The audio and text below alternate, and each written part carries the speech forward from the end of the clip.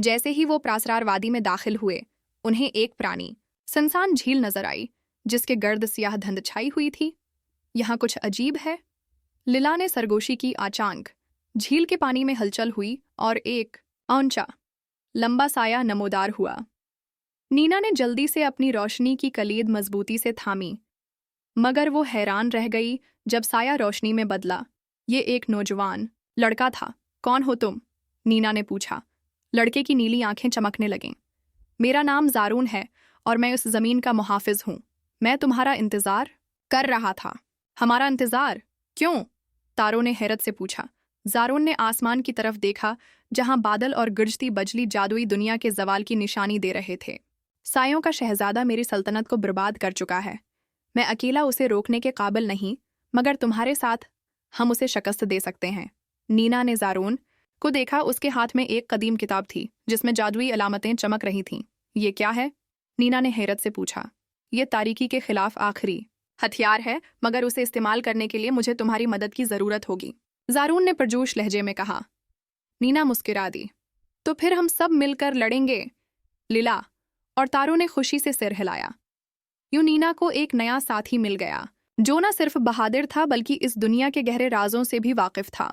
अब इन सबको मिलकर सायों के शहजादे का सामना करना था। ज़ारून के साथ मिलने के बाद नीना, लिला और तारों को एक नई उम्मीद मिली, मगर उनके सफ़र का सबसे बड़ा इम्तिहान अभी बाकी था। उन्हें सायों की सल्तनत पहुंचना था, जहां सायों का शहजादा अपनी ताकत को मजीद बढ़ा रहा था। ये रास्ता आसान नहीं होगा, ज़ारून ने कहा, अपनी जादुई किताब खोलते हुए।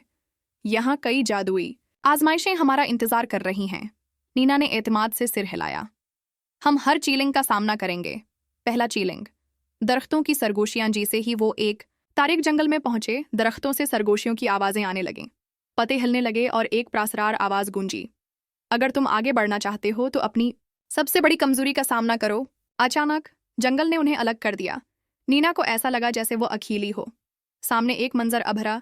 ये लाहौर की एक गली थी और लोग उसे अजीब नजरों से देख रहे थे। ये सब क्या है? नीना ने हैरानी से सोचा। आवाज गूंजी, तुम्हारा सबसे बड़ा खौफ लोगों की नजरों में कमतर महसूस करना है। तुम्हारी असल ताकत इस खौफ पर काबू पाने में है। नीना ने गहरी सांस ली। मैं वही हूं जो मुझे होना चाहिए और मैं अपनी पहचान पर फख्र करती हूं।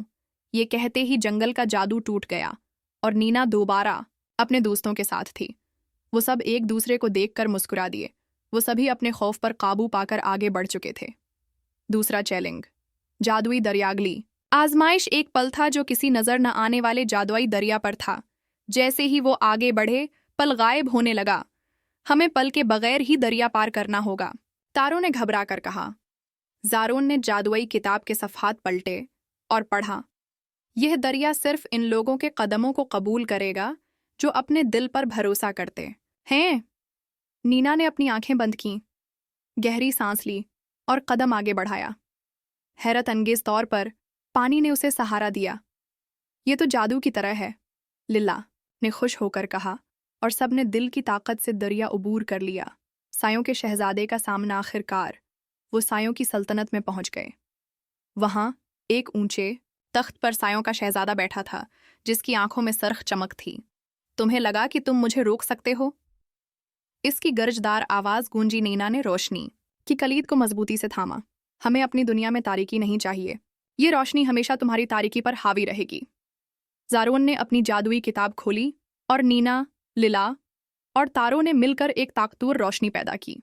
सायों का शहजादा चीख उठा और उसकी स्याह तवानाई खत्म होने लगी। जैसे ही रोशनी फैली, सायों की सल्तनत एक बार फिर रोशन हो गई और तमाम जादुई मखलूकात आज़ाद हो गईं। हम कामयाब हो गए, नीना ने खुशी से